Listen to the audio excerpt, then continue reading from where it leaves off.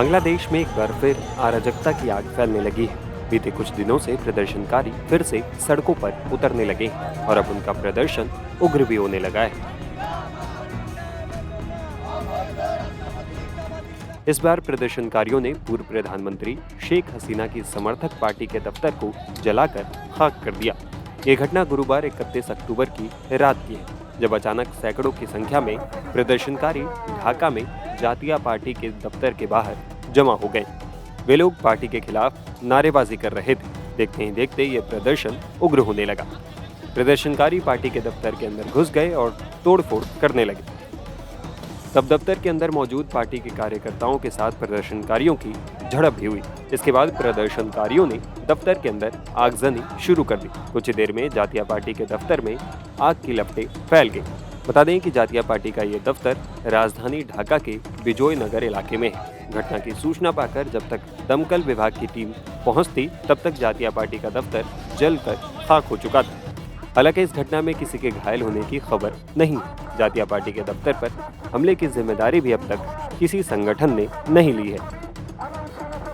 प्रत्यक्षदर्शियों के अनुसार जातीय पार्टी ऑफिस में तोड़फोड़ करने, पार्टी के संस्थापक इरशाद की तस्वीर को नुकसान पहुंचाने और पार्टी के साइन बोर्ड को क्षतिग्रस्त करने के बाद प्रदर्शनकारियों का एक बड़ा समूह पार्टी ऑफिस के सामने इकट्ठा हो गया।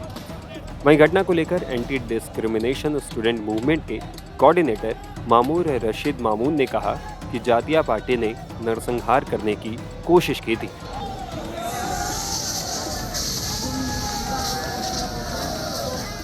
जातीय पार्टी दोसरेरा छात्र जनतार ऊपर हमला। जातीय पार्टी के लोगों और उनके समर्थकों ने छात्रों और दूसरे लोगों पर हमला किया था। इस हमले में कम से कम 20 लोग घायल हो गए। उन्होंने गोलियां चलाई। आप जांच करवा सकते हैं। आवामी लीग की समर्थक जातीय पार्टी ने नरसंहार करने की कोशिश की, जैसा कि फांसीवादी आवामी लीग ने 5 अगस्त से पहले की थी। जातीय पार्टी ठीक सेटाई करार चेष्टा करेছে। बता दें कि जातीय पार्टी शेख हसीना की आवामी लीग पार्टी की सहयोगी है। इसके संस्थापक हुसैन मोहम्मद इरशाद थे, जो कभी बांग्लादेश की सेना के चीफ हुआ करते थे। प्रदर्शनकारियों का आरोप है कि जातीय पार्टी के कार्यकर्ताओं ने प्रदर्शनकारी छात्रों पर अत्याचार किए थे। बता दें कि पूर्व प्रधानमंत्री शेख हसीना की बांग्लादेश आवामी लीग पार्टी ने देश में 15 वर्षों तक शासन किया।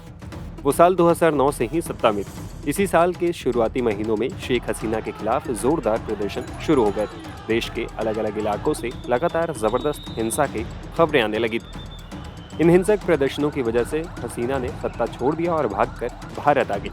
अब बांग्लादेश की सत्ता एक अंतरिम सरकार के हाथ में है। इसके मुखिया मोहम्मद यूनुस हैं। गौर करने वाली बात यह भी है कि हाल ही में बांग्लादेश के राष्ट्रपति के खिलाफ भी विरोध प्रदर्शन हुए थे। उनके इस्तीफे की मांग को लेकर छात्रों के एक संगठन ने जोरदार प्रदर्शन किया था।